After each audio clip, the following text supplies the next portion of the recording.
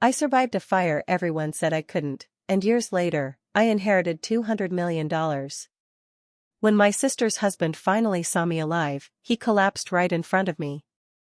Stick with me while I share my story, and if it touches you, don't forget to support our channel by hitting that subscribe button, dropping a like, and sharing it with the people you care about. My name is Ethan Walker. For most people, I died years ago. That's how my family remembers it. A house fire late at night. Smoke, sirens, and ashes where my life used to be. They buried what they thought were my remains. Friends cried. Neighbors whispered. Life moved on without me. But I didn't die. I woke up days later in a hospital, wrapped in bandages, my body burned and my memory broken. Doctors told me I was lucky to be breathing. Papers said I was legally dead. At first, I thought it was a mistake. Later, I understood it was easier for everyone if I stayed that way. Before the fire, my life was simple. I worked hard and kept my head down. I trusted my family. My sister Claire was always protective of me, at least in public. Her husband, Mark Reynolds, was different. He smiled too much and spoke too carefully. After the fire, people said he looked calm, almost relieved. At the time, no one questioned it. As I healed, pieces of that night came back. A door left unlocked. The smell of gas. Footsteps moving away instead of toward me. Every memory pointed to one truth I didn't want to accept. What happened wasn't an accident. I stayed silent for years, rebuilding myself far from home. I learned to live with scars and questions. Then a letter arrived that changed everything. It was from a lawyer, about an inheritance I never expected and a future no one saw coming. That's when I knew I couldn't stay dead forever. The past was waiting. And so were the people who thought I'd never return. Before everything went wrong, my life was quiet and ordinary. I was the younger brother who stayed out of trouble. I worked long hours, paid my bills on time, and didn't ask anyone for favors. I wasn't special or flashy, just steady. Most people barely noticed me, and I was fine with that. The one person who truly paid attention to me was my Uncle Robert. He had built his success from nothing, and he respected effort more than talk. When he visited, he asked about my work, my plans, and what I wanted from life. I never asked him for money. I think that's why he trusted me. We talked often, sometimes about business, sometimes about simple things like discipline and patience.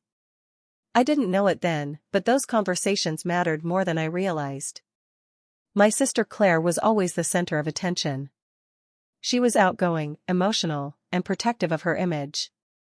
When she married Mark, everyone thought she had found the perfect partner. He was confident, well-spoken, and knew how to make a good impression. People liked him instantly. I didn't. Mark never did anything openly cruel. It was smaller than that. A joke that landed just a bit too sharp. A comment about my job being safe but limited. Questions about why our uncle spent so much time with me. He always asked about Robert's investments, his health, and his future plans, pretending it was simple curiosity. Whenever money came up, Mark leaned in. Whenever I spoke, he leaned back. At family dinners, he compared himself to me without saying my name. He talked about ambition, risk, and reward, always making sure I heard him. Claire brushed it off, saying I was too sensitive. Maybe I was. Or maybe I noticed things others didn't want to see. I trusted my family, even when something felt off. I believed blood mattered more than jealousy. I believed kindness would protect me. Looking back now, I understand something clearly. Long before the flames, resentment was already burning. And I was standing too close to it to notice. The night of the fire started like any other. I went to bed tired, thinking about work and nothing else. Sometime after midnight, I woke up coughing. The air was thick and hot. My room was filled with smoke, and I couldn't see more than a few feet ahead of me. I tried to get out of bed, but the heat pushed me back. My throat burned with every breath. I called out for help, but my voice came out weak. The hallway lights were off, and the smoke was getting darker. I moved toward the door, holding my shirt over my mouth, hoping I could make it outside. That's when I saw him. Mark was standing near the doorway. For a second, I felt relief. I thought he was there to help me. I reached out and tried to speak, but I was already dizzy. He looked at me without panic, without urgency. He didn't move toward me. He didn't shout my name. He just stared. Then he stepped back. The door closed, and I was alone again. That was the last clear thing I remember. The smoke took over, and everything went black. I learned later that firefighters arrived too late to save anything inside. The damage was severe, and the remains they found couldn't be clearly identified. The official report listed me as dead. There were no questions, no doubts raised publicly. My family held a funeral a week later. I wasn't there, but I'd been told what happened. The coffin was closed. Claire cried so hard she could barely stand. People held her arms as she collapsed, screaming my name. She truly believed she had lost her brother. Mark stood beside her the entire time. He kept his face calm. No tears. No shaking hands. He spoke quietly to people who came to comfort him. Some even said he was being strong for Claire. What no one said out loud was what others noticed. He never once asked to see the remains. He never questioned the report. And when the service ended, he walked away looking lighter, as if a heavy weight had finally been lifted. That was the moment my life officially ended. And the moment someone else thought they had one. When I opened my eyes again, everything felt wrong. The ceiling was unfamiliar, the lights too bright, and my body felt heavy and broken. I tried to move, but pain stopped me. Tubes were attached to my arms, and my skin felt tight, like it didn't belong to me anymore. A doctor noticed I was awake and came closer. She spoke gently, telling me I was safe. She called me by a name I didn't recognize. When I tried to correct her, my voice barely came out. My throat was damaged, and my thoughts were scattered. I couldn't even remember my own face. Days passed slowly. The doctor visited often. She was patient and kind, explaining things in simple words. I had suffered serious burns. Smoke had damaged my lungs.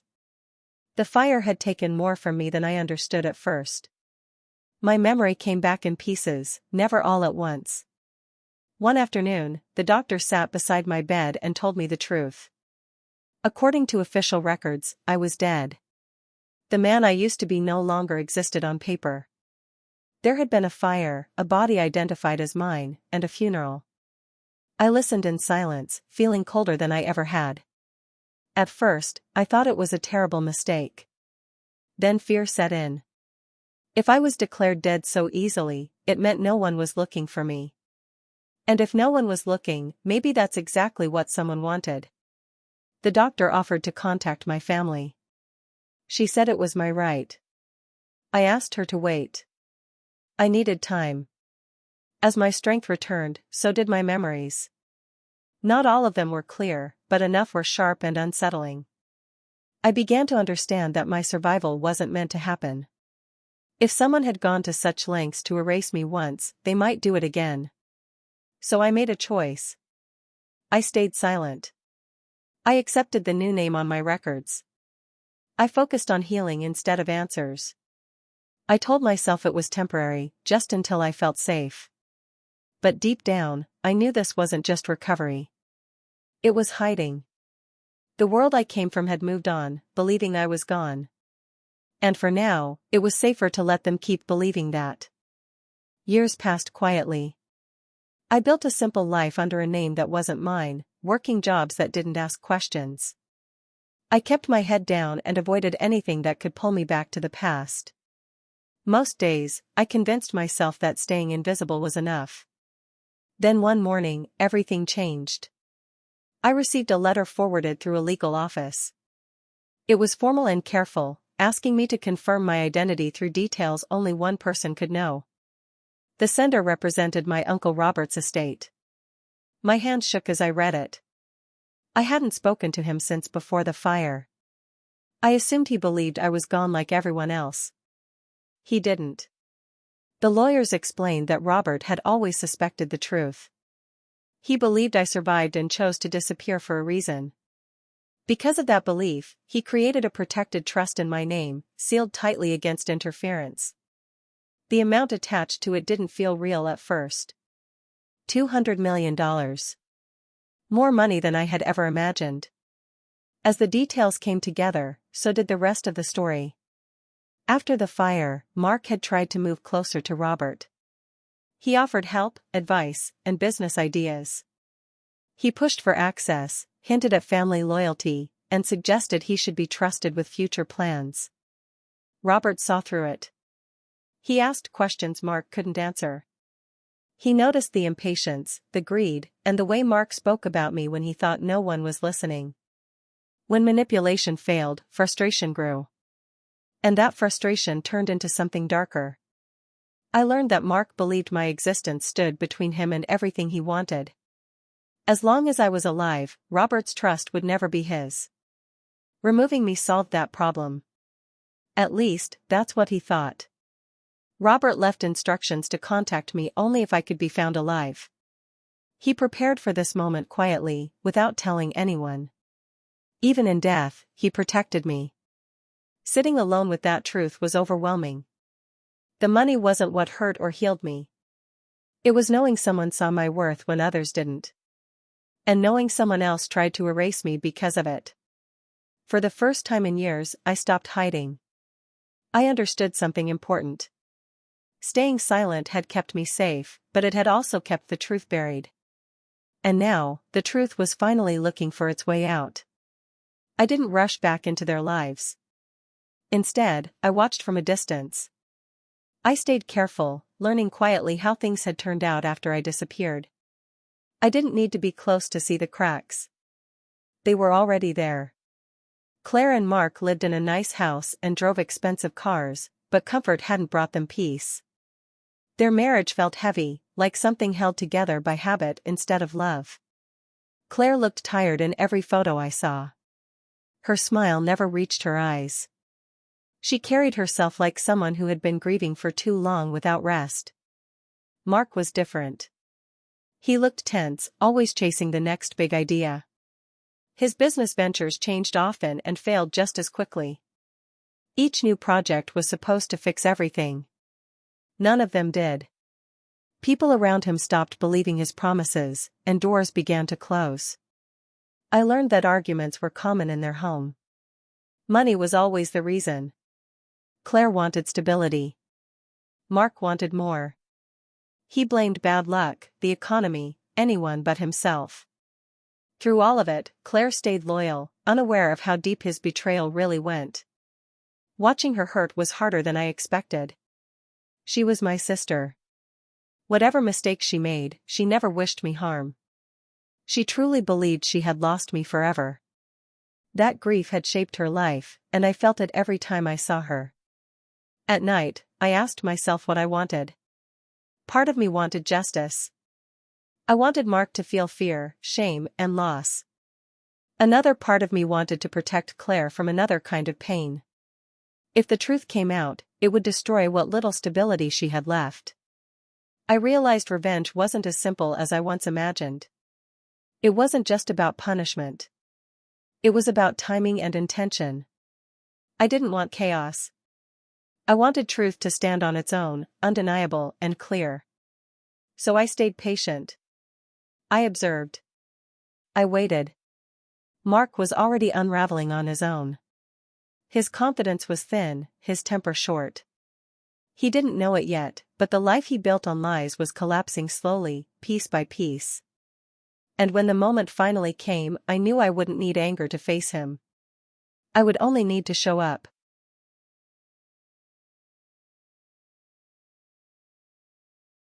The meeting was set in a quiet office downtown.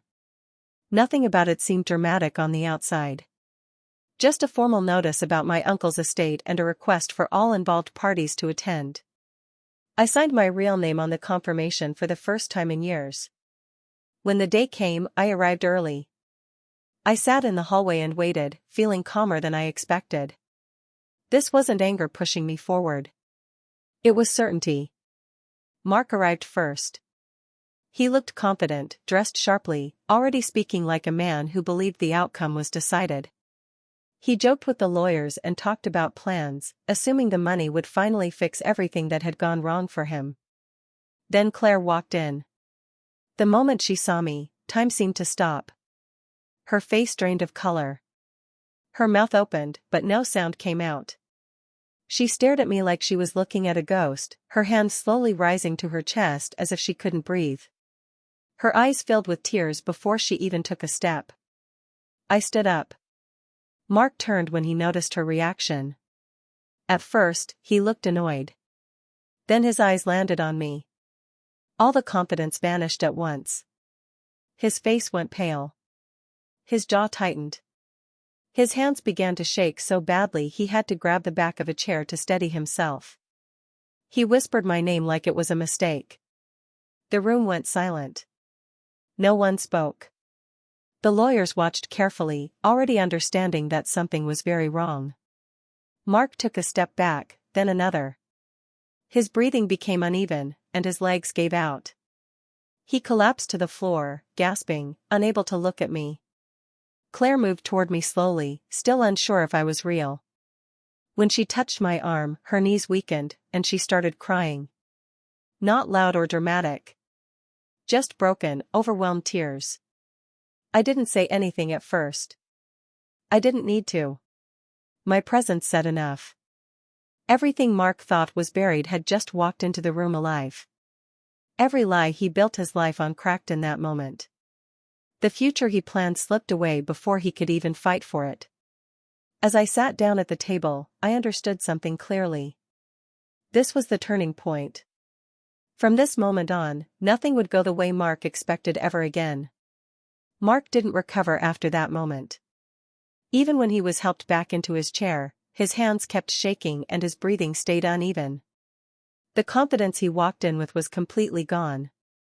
He avoided looking at me, staring instead at the table as if it might open up and swallow him. The lawyers paused the meeting and asked simple questions. Nothing aggressive. Just requests for clarification. Mark struggled to answer. His words came out rushed and confused. The more he spoke, the worse it became. Documents were placed on the table. Records that didn't match his claims. Signatures that had been altered. Forms that showed he had tried to redirect assets and gain control where he had no authority. Each page revealed something he had hidden, and each one tightened the room around him. Then came the insurance information. The lawyers explained there had been unusual activity after the fire. Attempts to benefit from policies connected to my name. Timing that didn't make sense. Requests made too quickly, with too much certainty. Mark's face drained again as the details were read aloud. Witness statements followed. Neighbors who remembered seeing someone leaving the house late that night. A security camera from down the street that showed a familiar car. Nothing dramatic on its own, but together, it painted a clear picture. Mark broke. He dropped his head into his hands and started crying, not from regret, but from fear. His body folded in on itself as the truth caught up to him. He didn't deny it anymore. He couldn't. Claire listened in silence. With every detail, her expression changed. Confusion turned into shock. Shock turned into horror. She covered her mouth, tears streaming down her face, as she realized the man she trusted had destroyed her brother's life and lied to her for years. She looked at me, guilt and pain written all over her face. I didn't speak. I didn't need to. The truth was standing on its own, stronger than any accusation I could have made. Mark had undone himself, piece by piece, in front of everyone. By the time the meeting ended, there was no doubt left. The fire was no accident. And the betrayal came from the person closest to us. After the meeting, I had a choice. I could confront Mark with anger, yell at him, make him pay the way I had imagined for years. Or I could let what had already happened speak for itself. I chose the second. Mark didn't need me to punish him. The evidence, the witnesses, the truth, they had already destroyed everything he cared about. His reputation was ruined. Business contacts that once respected him now turned away.